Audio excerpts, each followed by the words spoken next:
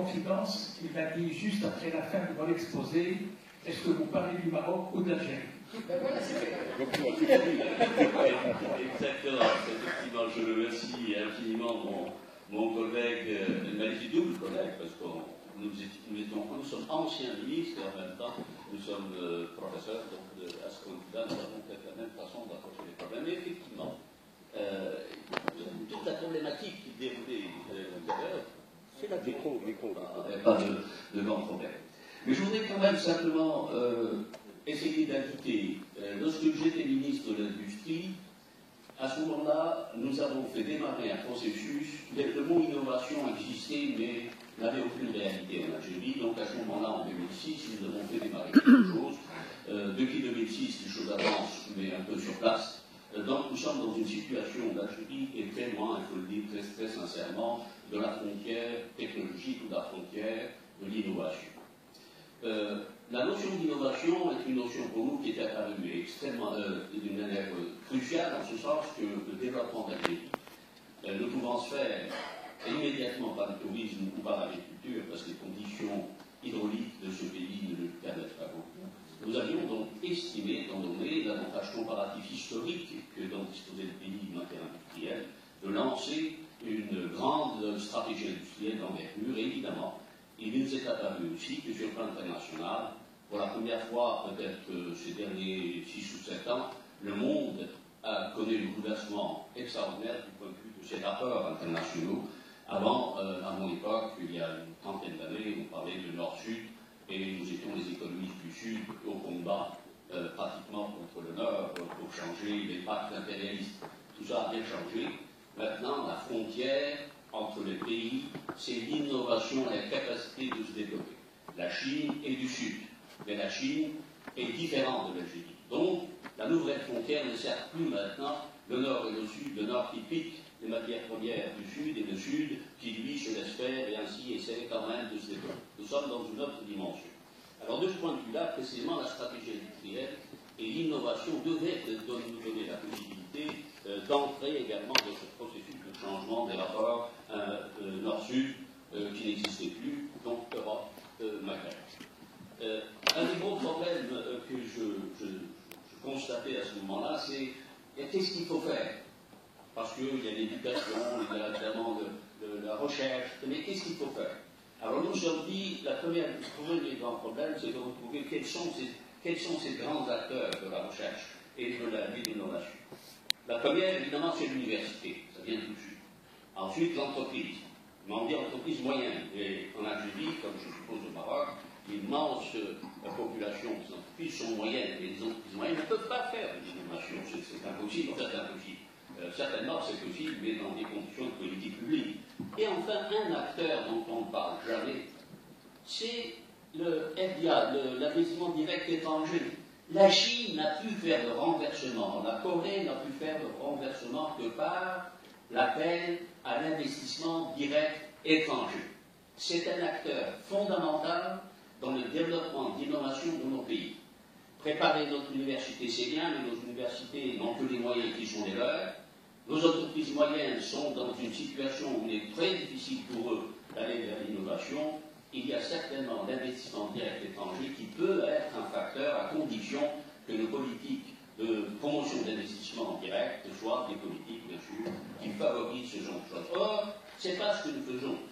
Nos pays du Sud demandent l'investissement direct étranger parce qu'ils sont en position de force et parce qu'ils ont besoin d'investissement, mais pas forcément l'investissement direct étranger pour pouvoir demander que l'innovation et qu'un processus de transformation des procès industriels puissent se faire. Donc c'était une dimension pour nous extrêmement importante, je dois le dire.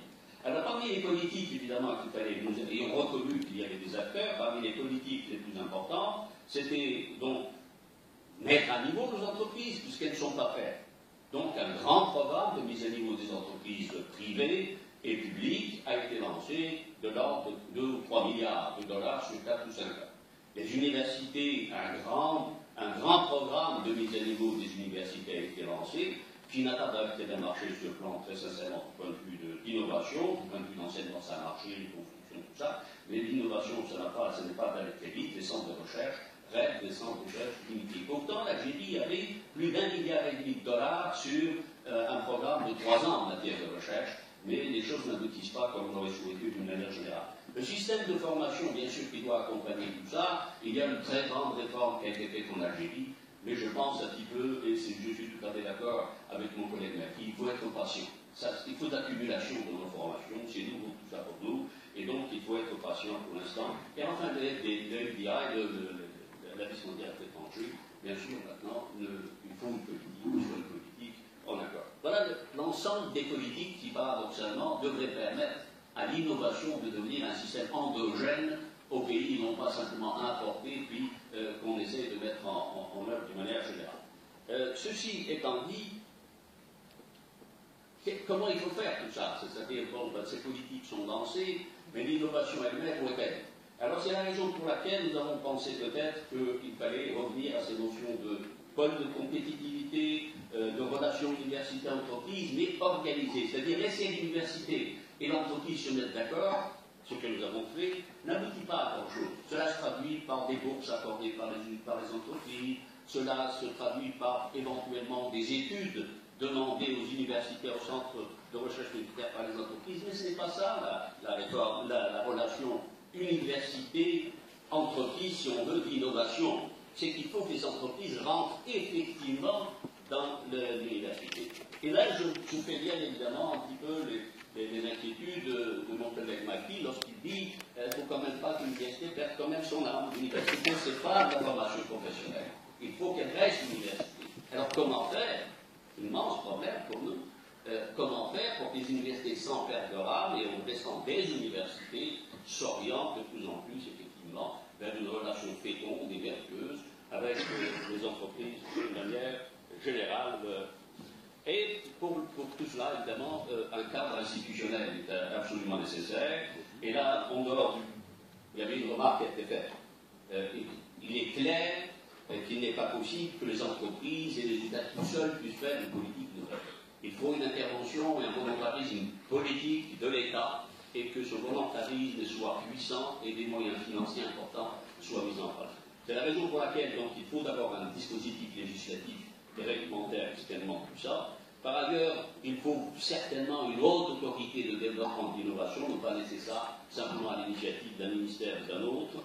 Par ailleurs, il faut peut-être une agence de promotion de l'innovation, mais surtout une agence de mise en valeur des quelques innovations fécondes qui peuvent être traduites dans la réalité de tous les jours. Et enfin, peut-être et surtout, il faut par-delà un financement par l'État que les banques nationales, privées, publiques puissent également entrer dans le jeu. Voilà un petit peu le décor général qui peut être, disons, une plateforme d'action du point de vue de l'innovation, mais l'innovation, c'est traité comme une politique publique avec une stratégie formulée et des moyens financiers et des moyens institutionnels, ou alors si c'est laissé un petit peu à l'appréciation des universitaires, des chercheurs, des universités, je pense très sincèrement que nos pays du Sud, en tous les cas, sont dans une situation en grande faiblesse. Maintenant, comme j'entends notre collègue du ministère de l'Éducation nationale français, ce qu'il a dit, ce sont des termes que nous utilisons nous-mêmes tous les jours dans les mêmes problématiques d'une manière générale. Donc, je pense qu'il y a un problème, non pas seulement de la Méditerranée du Sud, mais probablement de la Méditerranée du Nord, de certains pays de la Méditerranée du Nord, face à des géants extrêmement importants, qui sont la Chine et les États-Unis. Il est clair que maintenant, 80% de la puissance d'innovation se situe dans ces deux pays. Et donc, il faut que l'Europe se réveille. Et si l'Europe veut se réveiller, nous sommes prêts également à partir dans cette aventure de notre région. Parce que l'Europe nous appartient. L'Europe n'est pas l'Europe, elle nous appartient, c'est notre région. Et son développement, c'est de l'autre, et notre développement, c'est le sien.